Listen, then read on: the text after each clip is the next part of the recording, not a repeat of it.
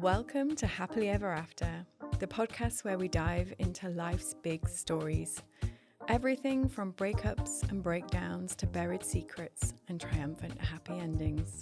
It's the stuff that makes us human. I'm your host, Hannah Harvey, author of How to Divorce Sober. I'm a mentor, award-winning blogger, yoga instructor, and in a past life, a fully qualified civil engineer. You can find me at hannahharvey.uk or on Instagram at hannahharveyuk. I absolutely love to hear from you, so please get in touch with your stories, thoughts, or questions. But for now, get cozy, settle in, and let's dive into your next chapter of Happily Ever After. Hello, and welcome to Happily Ever After. It's me, Hannah, and today I'm back with my chum.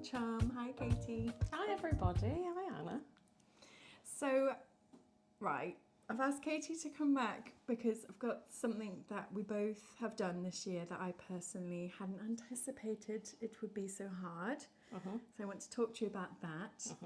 But before I get to that, if you're new here, Katie and I used to work together 15 years ago. I had an event management company and we ran into each other about 2 years ago after not seeing each other for forever. And I was like, hey, do you want to do a podcast together?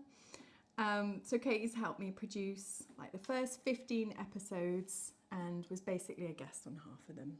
Yeah, that's about right. Yeah. And then she went and left me and got a job. I did. But every now and again, tonight we're going out to see Lucinda Lights, Which I'm really excited about. and I brought tea and all of the podcasting equipment so I can ask her about this thing that I want to talk to you about. So that is the background to Katie. She basically helps me work out what's going on in my head and make sense of stuff. Yeah. And we've since discovered that Katie's human design is a projector. Yes. Which means that she's very good at kind of seeing kind of the next steps to take and helping people like me who can't see the wood for the trees work out what's a good move. Yeah. Apparently that's what it means if you're a projector. I'm quite good at problem solving. Yeah, I think so. Directing people and strategizing and that kind of thing. I love a strategy. I love a plan. I love them, and then I'll wake up in the morning and I'm like, fuck this, I'm going to do my own thing. So I'm the person that would spend a whole day coming up with a schedule for revision and not do a fucking thing on it. Yeah, because the plan's there and that's the exciting part done. Really enjoy planning, but I don't want to actually follow the plan. Yeah. That would be too easy. Yeah. Welcome to my life. Anyway, so Katie, how are you? I'm good, yeah.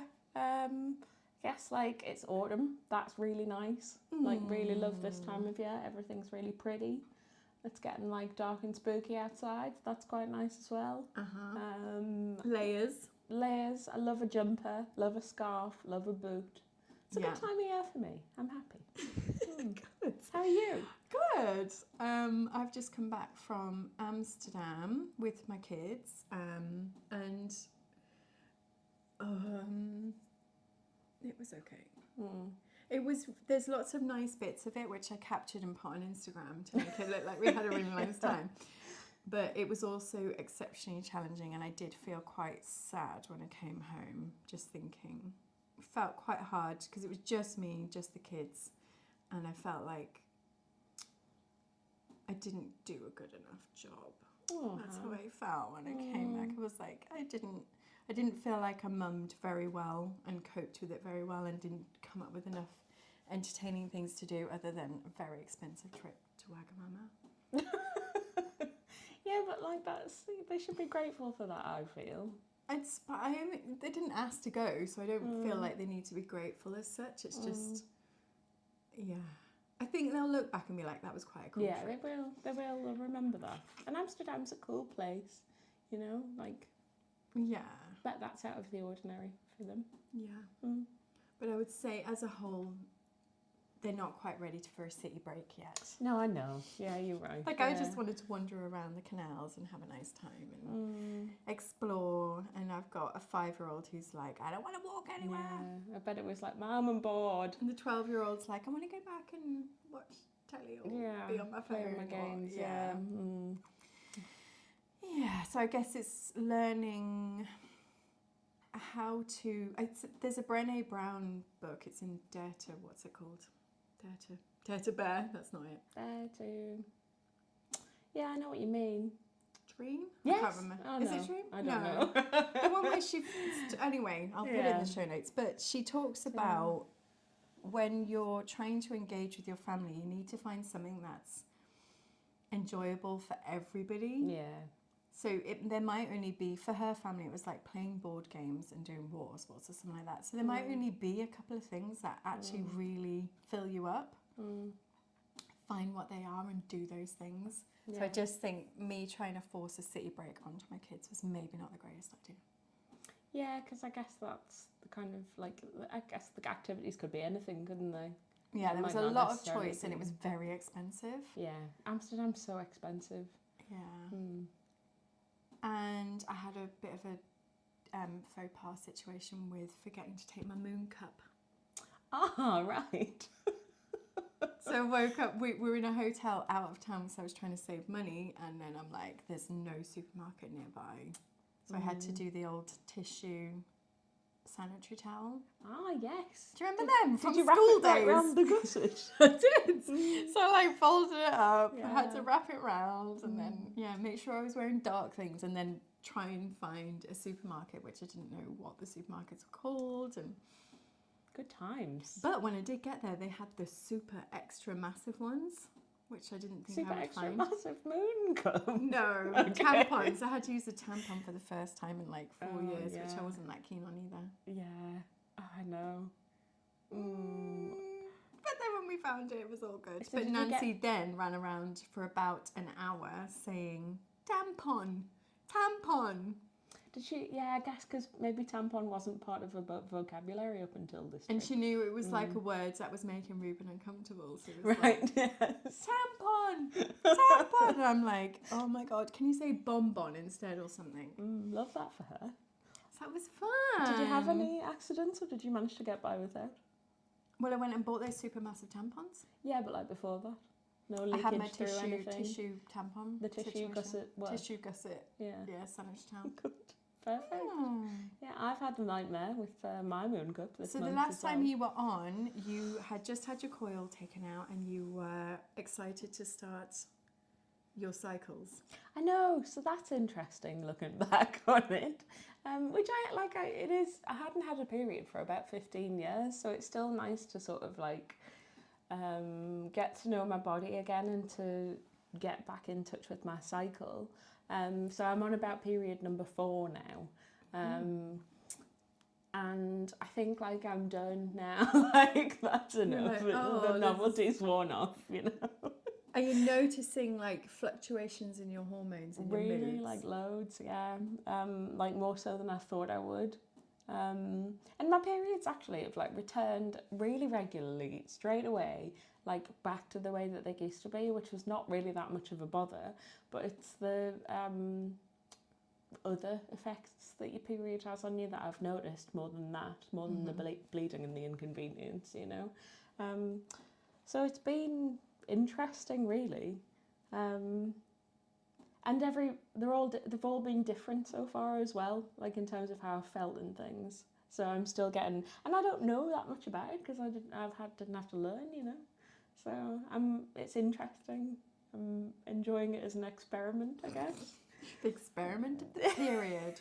And do you talk to me about your sanitary products? Oh yeah, so that has been interesting because like my last period I was probably like, you know, late teens, and like so obviously it was just tampons, and nobody really used any alternatives back then, and Yeah.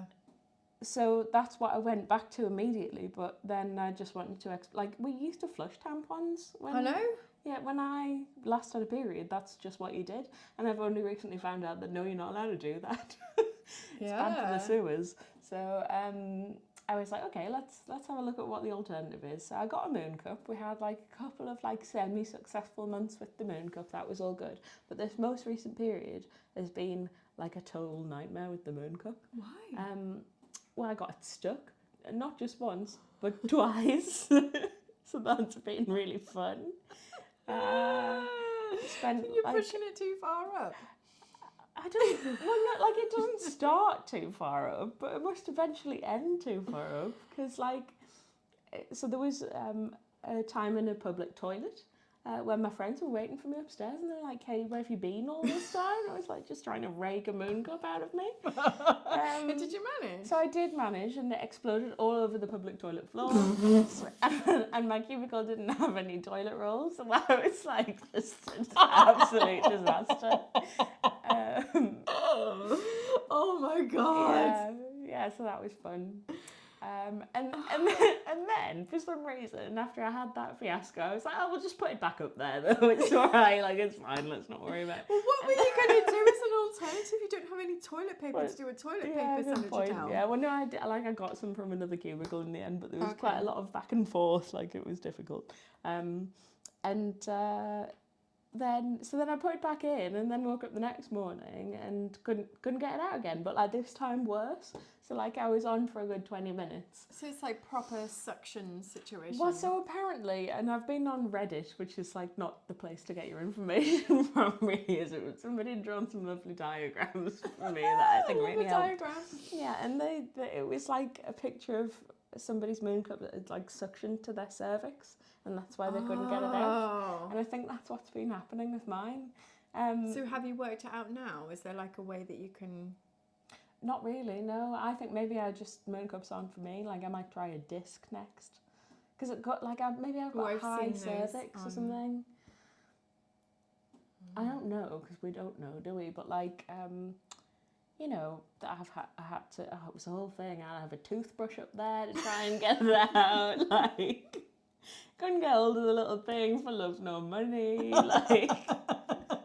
Oh, it was terrible, Anne. In the end, I just had to like leave the house. Could you even reach the thing? I could get hold of the thing, but I couldn't grip it. I know, it was bad. Oh my god, I'm so sorry to hear this. Maybe you need a different sized one, like a bigger one. Like a bigger one, yeah. Yeah. But oh my god, I'm actually crying. Great, so pleased my disaster caused you so much fun.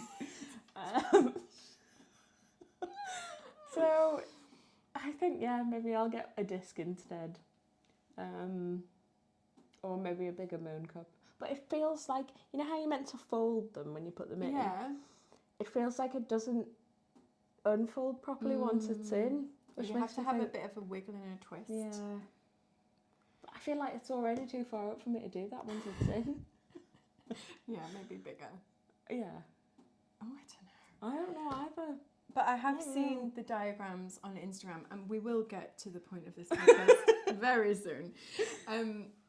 If anybody out there is like listening to this and they're like, Katie, this is your problem. Because the other thing I was wondering is there like a clamping of the pelvic floor going on that's preventing... Well, I think so. And I think in the end, you know, it's like if you panic, you'll make it worse. Yes. Well, I can imagine. I was fully panicking. Because a friend of mine was telling me about CBD tampons that they've started using. That's a good idea. Because then that relaxes the pelvic floor and all that kind of stuff. So you're not... Oh, no. It was to do with cramping as well. So if you've got painful periods, they're really good for that. That's a great idea.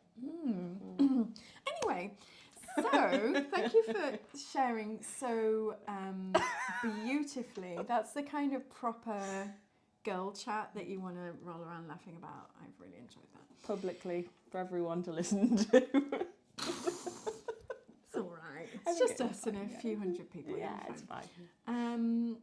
Yes, what I wanted to ask you about, because it's been 6 months for me and a year for you, is I wanted to talk about the fact that we both bought our own house this year, all on our own, grown up women. Like, I put here, like, the proper grown up queens that we are. Not that I fucking felt like one. No. Because I personally found it really hard, and I wanted to see if some of that resonated with you, or if you're like, Oh, I definitely found it hard. okay. Yeah. So can we unpack it a bit? Like, Yes. how have you found setting up your own home? At first, I was like, I'm so ready for this. Like, I'd spent years bouncing about between like houses with boyfriends and houses with like other like friends and like big house shares and university and like a few little rented places by myself that like I had to try and take care of. And when it came, I was just like, oh, thank God for that. Like, thank God I'm finally going to live somewhere that's like mine and only mine, and I don't have to worry about anybody else, and I can do what I want with it. Like, it was really a liberating feeling, I think. Yeah. Especially when I've moved around so much. Like, when I got this place, and I kind of still feel like that. This actually, I felt like I will be happy if I die in this flat. Like, I could just live here forever now, and I'd be okay with that. I know. That's nice. Yeah, it is nice. It Yeah. feels like for the first time, like this is properly home. You know. Mm-hmm. Whereas before, it's just been like where I live. Is it because it was a rented place, or just because you were in your stage of life? I think both. I think a bit of both. Like, because it's obviously your first time buying, you've got more control over it. You know, nobody's going to kick you out. You know, but also, I think it's like feeling like you're more tied to a place. Like, I think It's like you've got married. yeah, You're in the house. You've Yeah. signed a contract. Yeah. You're now together. Exactly. It's like And you can't just dump exactly, it. yeah. Couldn't just like sell like well, I could sell up and move, couldn't I? But like It's a bit of a hassle. Yeah, it's exactly. like at least about a 6-month process. Yeah. And whereas you can just like rent and move if you want to, and I did that for years, rent and move and rent and move and rent and move, and like I was finally ready to just like settle, you know, Okay. and that felt good. Yeah. Mm-hmm. And to know that I'm in control of it as well is very liberating. But then there's the things like the oven light doesn't work. Yeah. So like I'm now at the point, and I don't know whether this has hit you yet because you're only 6 months in, you know, but like my boiler broke down the other day, and I'm sure that's like a low point in a lot of people's home owning lives, you know. I was just like, I have like not just to have to do something about this, but like if any of this is going to change, I have to actively do something about it, and that burden has started to weigh quite heavily on me now because it's expensive as well, you know. Yeah. And when it's just you and like in this economy, like that's quite hard. I don't know. Have you felt like that? Like, oh, I have to look after this entire place by myself. Yeah, when I look at the front door and the garage door, I'm like, fuck. Yeah, like that's not going to change unless you do something about it. And the fact that the guttering slightly overlaps the garage door, so you can't open it properly, and I'm just like, I can't be arsed. Yeah, that's how I feel about a lot of stuff here. But then I think the first feeling outweighs the second, you know? Like, I wouldn't change my mind. Like, it's been interesting. I've learned a lot of things about how I feel about where I live and about myself, like living here, because I think it triggers the maiden, you know? You're like, oh, I just want somebody else to come and deal with this. And there isn't anyone else, it's just me. You can call your dad. He came and cut exactly, that's what happened. Head, didn't he? And guess who came and did something about the boiler when the boiler was broken, you know? Like, it's my dad. But, like, still, you know, I'm conscious of the fact that it's my responsibility. Yeah. Whereas before it was just like a professional man that I paid the rent to. Yeah, I'll call them and they'll deal with it. Exactly, yeah. So, what did you find? So, yeah, we kind of covered that actually. I was going to say, what did you find easy? But I guess it's that whole thing of like, it's easy because you want your own space and you're ready for it now. And it's really nice to have somewhere that's your own and somewhere that you can just go and be in and nobody's going to bother you. Yeah, and I just don't think that can be outweighed. Like, honestly, it's been so nice.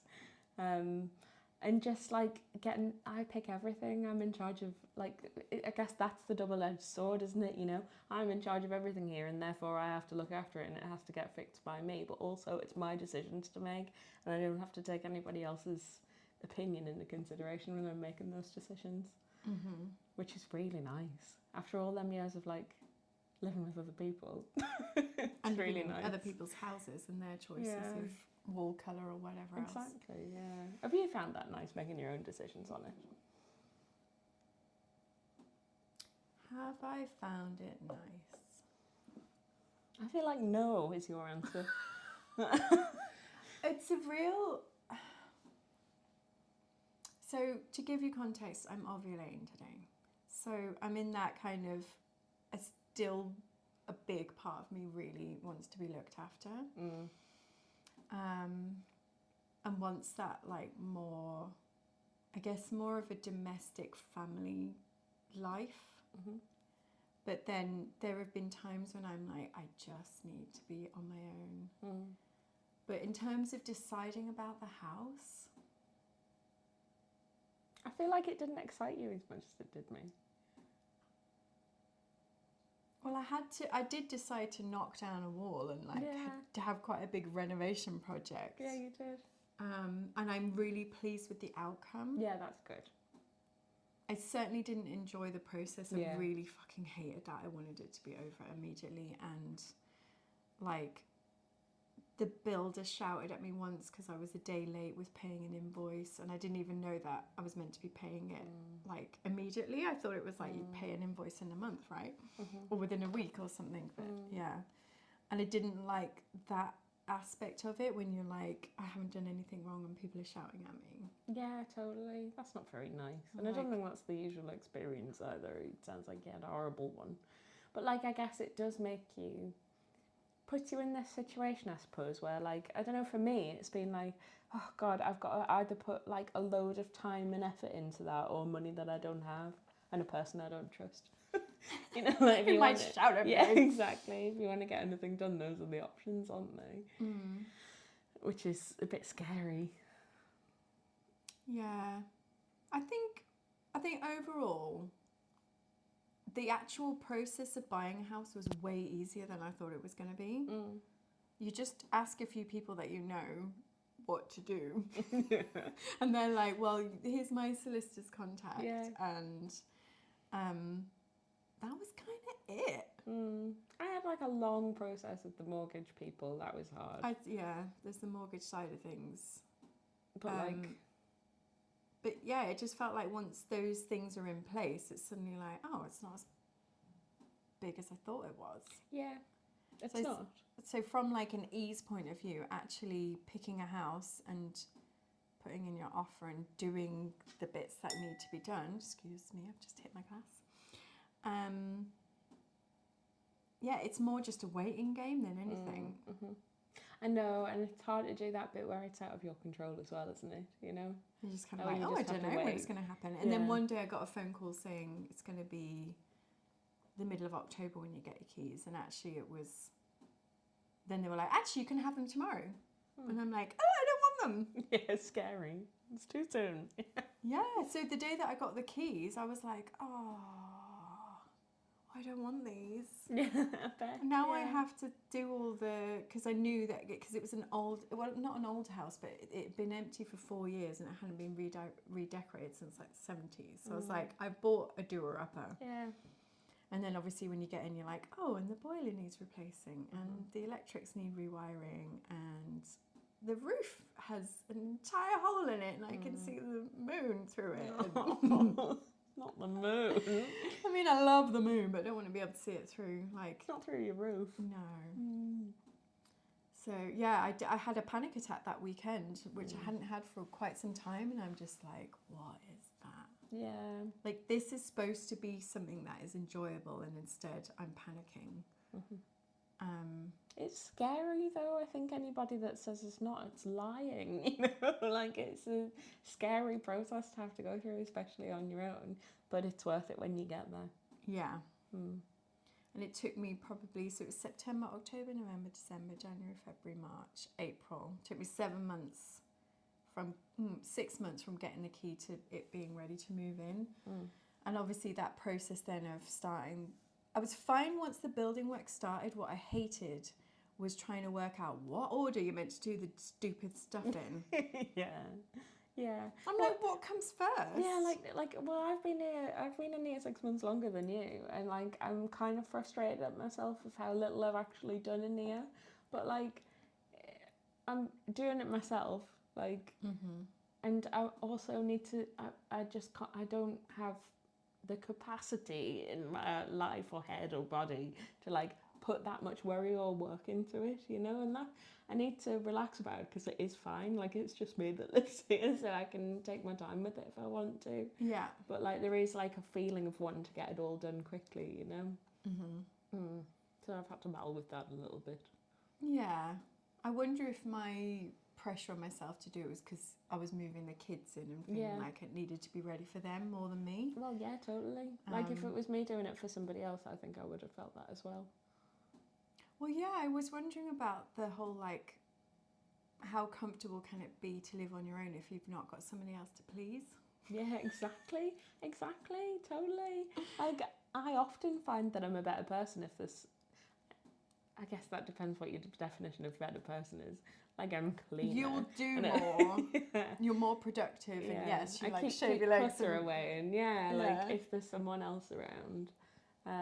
It is helpful. Like yesterday, I had my friend Lou coming over for bodywork, and I had Jambo coming over as well, and I was going to assist him in the bodywork, and I'm like, I've got to tidy my house. Yeah. And I actually tidied the whole of the downstairs and cleaned because you know I've got a cleaner. I cleaned myself. I hoovered and cleaned and told the cleaners that they didn't need to come this week. Why? Why didn't you just let the cleaners do it? Because they were coming after. Before, right? Yeah. So sometimes it's helpful to have people coming in, and then you actually create a really nice space for yourself.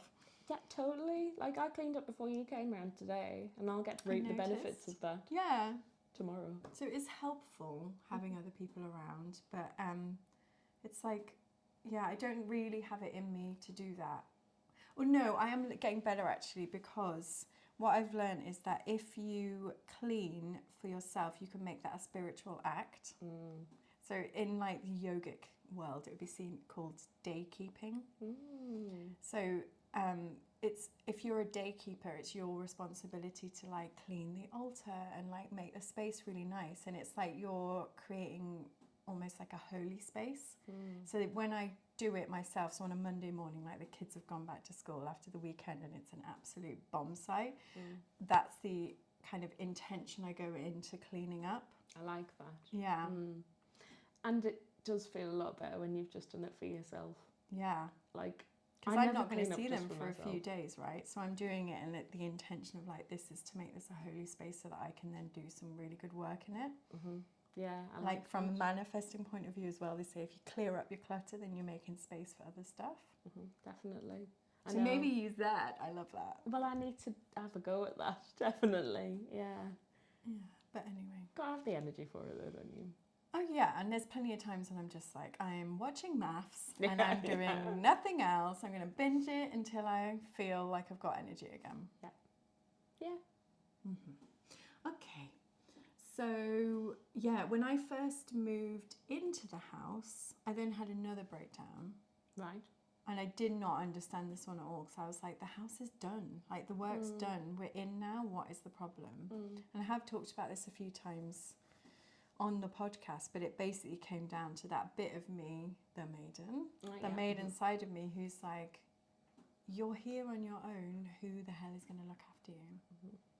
If there's not somebody else here, who's going to look after me? Because you don't. So one part of me is like, you don't look after my needs. And it wasn't until I had a chat with Rachel Smithbone, who was on the podcast, like the last 2 podcasts, that we discovered that yeah, that part of me doesn't trust the other part of me because I still had all my clothes in bin bags and Yeah. I know, and you need to look after yourself. I'm a bit like that. Like, uh, uh, I've got the room that I work in that's got the yoga mat in and all the laundry and like a plastic set of drawers because I haven't really got round to doing what I want to do in that space yet. And I guess that stuff kind of is important as well, you know. definitely it is. Like creating a sanctuary for yourself. And I have to remind, like, it's easy for me to be like, this is what you need to do. But this is me telling myself as well. And I literally listen back to some of these podcasts and I'm like, oh yeah. Yeah, yeah. But that's why, like, re-listening to the one with Rachel when I was putting it up, I'm like, for fuck's sake, yes, this is why I'm burnt out right now because I'm not looking after my own needs at the moment. Like, I need to take a bit of a step back and do some resting and even things like going to the gym. Yeah. Like, I'm not saying just stop. I'm just saying stop pushing yourself all the time to be working. Yeah, yeah, totally. I think I need to do a bit of that, sort of like just having some energy left for the self-care stuff, you know? Yeah, and by that it could be making your spare room like a beautiful sanctuary so that when you come in you can actually want to do yoga in it and Exactly. light your little candles and all that kind of stuff. Yeah. And it's going to take a little bit of work. Oh, definitely. Like, it might even be something we need to schedule in. Like, this is a time each week when I'm going to do something that makes my maiden feel cared for. It's a good idea. Because it's hard for us to turn up and always be on if we're not actually looking after ourselves. So, do we have any tips? We were going to write this down before and then we've forgotten. Yeah, but we were cooking a stir fry, you know, it's hard to do everything at once, isn't it? Yeah, so me turning up to Katie's, I'm like, right, I've got tofu because Katie's a veggie. And I've got this, that, and the other, and we'll cook food. And oh, by the way, we're going to do a podcast too. Yeah, it's just part of it, isn't it? But I think we can come up with some tips. Yeah. Yeah. So you said one of yours was, I'll let you say it. Don't rush, like any part of the process. Like, I think you can't rush the buying the house bit, obviously. Because Like, it's not under your control.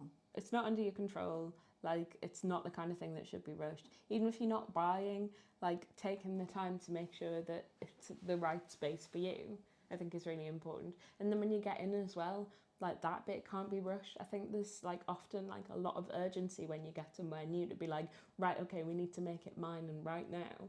And, like, that process takes time and it's okay for it to take time. Yeah. Like, it does. It takes a while to make a home. You can't rush it. Like, even if you do get all the bits and pieces in the right place, it still takes a while. I still haven't put any pictures up. I don't know what it is about putting pictures up, but that is the sign that I'm settled. Yeah. Yeah. So I haven't got any pictures up. Yeah. So it's like, oh, hey, maybe that's my next job. I think so. I think that's what you got to do to look after Well, that your makes me feel ill. Yeah. Why does it make me feel ill putting bloody pictures up? Because that means you're staying, doesn't it? I've got one picture up. You need to put some pictures up. It is. It's because I don't feel like I'm staying. But of course, because I know that I'm seeing somebody, there is that discussion coming up now of like, when are we going to move in? But like, it's just some bloody holes in the wall. And you'd feel better if you did it as well. But it feels really permanent to be Yeah. like, right, this picture's going to go here. Yeah. Yeah, but I think, like, and I've felt like this about the place that I am since I moved in here. Like, I think regardless of who I meet now, like, I'm keeping this flat and it's always going to be mine. Like, Yeah, the Carrie Bradshaw flat. Yeah, exactly. Yeah. Because Yeah, I I would want somewhere keep that mine. I can always call home, you know? Yeah. And I think that's important for Yeah. stability and for your own sense of self, isn't it, you know? So if that's going to be your place, Put some bloody Yeah. pictures up. because that's always going to be your place, you know? Yes, okay, that's the next project. I mean, it's not that hard, is it? No. Couple of nails. Okay, so take your time. I would say as well, try not to rush buying a house. It can be, once you're in it, it can be like such a hustle vibe of like, you're being hustled by your estate agents Yeah. as well. I got really messed around because they were trying to use me as leverage to get somebody else's bid up, basically. And that's all they were doing. And I'm like, I'm out. Like after the second time that they did that to me, after they promised that they would not go back to the other people, and they did, I was like, nah, I'm out. Yeah, that's fair enough. Like, we don't have to play their games at the end of the day. Yeah, like you will find another place that is perfect. So I think I got quite fixated on I'm trying to manifest the perfect place for me. Well, you had a few, didn't you? Like a few goes at that's my house, that's the perfect one. Yeah, and every time you get this sense of like I have to be really invested because that one's going to be mine and I have to really want it. And then when I actually bought this one, I didn't have that feeling. I was like, I just want a flipping house now. Yeah. It needs to be in sort of the right area and have 3 bedrooms. Yeah. So I wasn't in love with it, but I was like, I just want to have somewhere. So I think so I guess my next tip is if you don't feel totally in love with it yet, you will get to a point where you're really happy there. Yeah, I think there's like, we always say trust your gut, don't we? But like, I think we put like a lot of magic expectation on it being like, this is where I'm going to live forever. And at the end of the day, you make it a home, don't you? You know, regardless of where you're going, you make it yours. So. Yeah, like I was really struggling to see past like the minging carpet and the Artex and all that. And I was just having to go, I just hope that once it's all stripped back, it'll feel nice. And it does. Yeah, exactly. But I did not think it would for quite some time. And I couldn't get enthusiastic about it until like the kitchen went in. Yeah, I get that. And even then when I moved in, I'm like, yeah, I get it, I do. So sometimes I think especially if you've been through a trauma of like divorce and breakups and heartbreak and all of that, it can be quite hard to trust your gut because you've got all these other expectations of like feelings of failure that are probably still lingering, the grief of splitting up family, like all of that going on in the background. So it's not always as easy to make these decisions as we think it should be. Yeah, totally. And it isn't always like, I know this is the one, is it? You know, like you don't always get that feeling about it, and that's okay. Yeah. Okay. And then I also put as a tip would be just to get as much help and support as you can, because especially if you're doing it on your own, you know, we have both lived with partners before this, and this is our first time of like properly going, right, gonna do this. And it, you know, obviously people do it all the time, but it was unfamiliar for us. Totally. And, you know, that's how my boiler gets fixed in the end. You got to ask Dad sometimes. Yeah. Like, it's okay just to ask people for help. Yeah. And I had, especially the moving in bit, felt quite sad. Yeah. Because I was doing it on my own. So it was really nice. Like, the people who actually moved me in, I, you know, got a man with a van, basically. Yeah. So him and his mate, I think there might have been 3 of them actually, came and did it. But, you know, beforehand I was like, I want you to take down the beds and put the beds back up. Like little things like that. Yeah. I just wanted that extra level of being held and supported and knowing that when I get to the end of the day, I've got a bed I can sleep in. Yeah. Yeah, and I guess it's about knowing what that important thing is for you as well, you know, like obviously it's chaos when you move, but like having that one sort of settled space, whether that's your bed or whether that's your sofa with your blanket on or your cushion or your book or whatever, like it could be a really small thing, book and lamp or whatever, it's knowing that that's there to keep you grounded and comforted, isn't it, you know, even though your stuff's everywhere. I think that's really important. Like, I didn't even know where I put the toilet roll. Yeah. And especially make sure you have a toilet roll out. Yeah, toilet roll and also kettle. Toilet roll, kettle, yeah. But it can be really like... And if friends will say to you, can I help? Can I come and help? And it's really easy to be like, no, I've got it covered. I've got it covered. But actually, it was one of the times when it was my friend Ali, Scottish Ali, she called and she's like, shall I come over? And I'm like, oh, it's fine, I've got it covered. And then I was like, actually, I'm on my own in the house trying to pack things, and it would be really nice to have somebody's company. And she literally came in, got everything out from under the cupboard under the stairs, mortifying, and packed it. Yeah, great. And it's like, it's not that hard. Like, it doesn't need to be me to do that stuff. Yeah. So my place that I lived before this current flat, I was in with my ex-boyfriend and we were splitting up, which is why I was moving out. And I got him to do it like with me, and I sort of regret that decision now because it took me a while longer to adjust to the fact that this place was just mine, because he'd been in and sort of helped me put everything all in the right rooms, you know. Did like I you not didn't sage it? You did sage it. Yeah. Was it after or before? After. Okay, good. But Came round with my sage and did. I'm like... Yeah, tip number 5, get Hannah to come round and sage your home. I will do a ceremony on your home. It's very cheap. She gave me a magic candle as well. It really worked, I think. But like there was that sort of like attachment to like, well, he's put that here and we packed that up together, and like he didn't like unpack and move in or anything, but like he was the one that helped me move, and I regret that decision. I wish I'd done it with my family or friends, you know, because there was like a weird overlap feeling that I could have done without. Yeah, I see. A part of me is like, yeah, I should bloody help you. Well, exactly, and that's how I felt. When I left like the family home, the big like leaving, yeah, it was me and my dad. I hired a van, and my dad came and we took some, like, I didn't really want to take anything, but I did take some furniture, so at least I had some seats. Yeah. And then I think we went to IKEA and bought a bed. Yeah. It's hard. It can be really hard, and I don't think we can underestimate that, you know. But there are lots of things that you can do to just make it a little bit easier. Right. On that note, we've got to go to Lucinda Light. Oh, we do? Yeah. We literally have to leave now. Yeah, we do. Thanks, everybody. Thanks. Thanks for the chat, babes. Bye now. Bye. Thank you so much for spending your time with me today. All the details you need are in the show notes, so be sure to check those out. If you're enjoying the podcast, please do hit the subscribe button and leave a review. It really helps more people find the show. And if you know someone who'd love these stories, feel free to share it with them too.